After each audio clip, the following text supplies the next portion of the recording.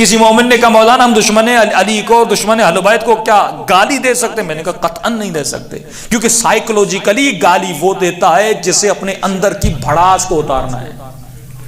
گالی ہے اپنی بھڑاس کو ختم کرنا، اور جب بھڑاس ختم ہوتی ہے تو گالی بھی ختم ہو جاتی ہے، لیکن لعنت شروع دل سے ہے اور قیامت تک رہے گی۔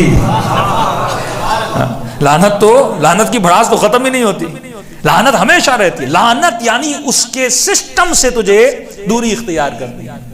اور آج آپ واللہ دیکھ سکتے ہیں کہ جو اخلاق اہل بیت اور اہل بیت کے چاہنے والوں کا اخلاق، اور افسوس ہوتا ہے اس سوشل میڈیا کے زمانے میں بھی اتنی جہالت ہو کہ آج سے 40 سال پہلے اگر شیعوں پہ الزام لگائے جاتے تو بندے کو سمجھ آتا، لیکن آج جب الزام لگائے جائیں سوشل میڈیا کے زمانے میں، یعنی علل اعلان بندہ قرآن کھول کے جھوٹ بولے۔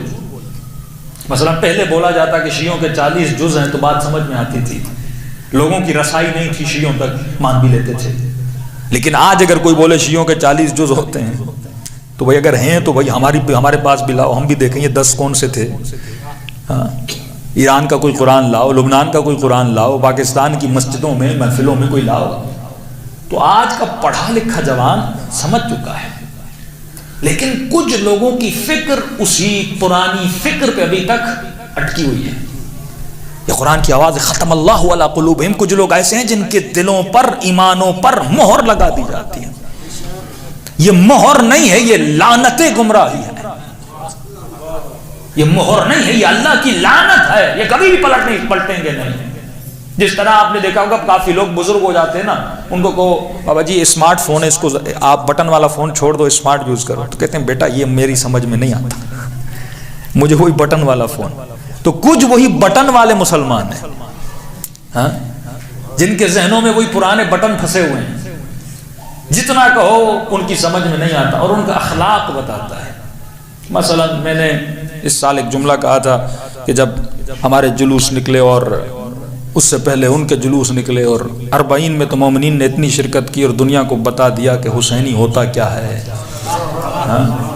ریلیاں نکالی اور کافر کافر شیعہ کافر کے نعرے لگائے گئے، تو ایک جوان بڑا غصے میں تھا، مولانا ہمیں کافر کہہ رہے ہیں۔ میں نے کہا غصہ کیوں کھاتے ہو، وہ تو قابل ترس ہیں، غصہ تم پہ کرنا ہی نہیں چاہیے۔ کہ کیوں مولانا ہمیں گالیاں دے رہے ہیں؟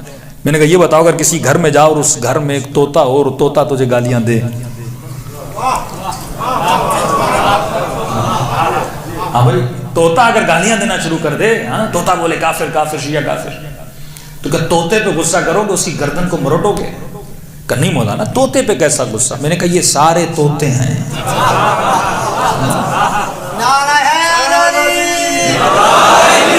عقل نام شعور نام کی چیز ہے ہی نہیں، یا ہم تمہاری کتاب کا تمہیں حوالہ سناتے ہیں، تم ہمیں گالی سناتے ہو، تو یہ گالی مجھے تو نہیں دے رہے، تم لکھنے والے کو دے رہے ہو نا۔ پڑھو نا صحیح مسلم، پڑھو نا صحیح بخاری، پڑھو نا تفسیر کبیر، پڑھو نا آلوسی کو۔ ہم تو آپ کو آپ کا حوالہ سناتے اور آپ گالیاں دیتے ہو۔ دلیل ہے تو دلیل دو، گالی کیوں دیتے ہو؟ کہ وہاں فرماتے ہیں جہاں دلیل ختم ہو جاتی ہے بندہ وہاں گالی دیتا ہے۔ اور فرمایا علی والو تم کبھی بھی گالی نہ دینا، کیونکہ تیرے پاس دلیلیں ہی اتنی ہیں،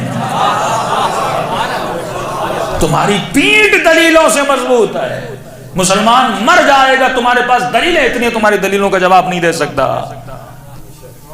تو طوطے پہ کیسا غصہ؟ میں نے کہا جتنے کہہ رہے ہیں نا کافر کافر، جو سارے طوطے ہیں بندے خدا، یہ اپنے مدرسوں میں طوطے بناتے ہیں، طوطا پروری ہوتی ہے، یہ شعور نہیں دیتے، فہم نہیں دیتے۔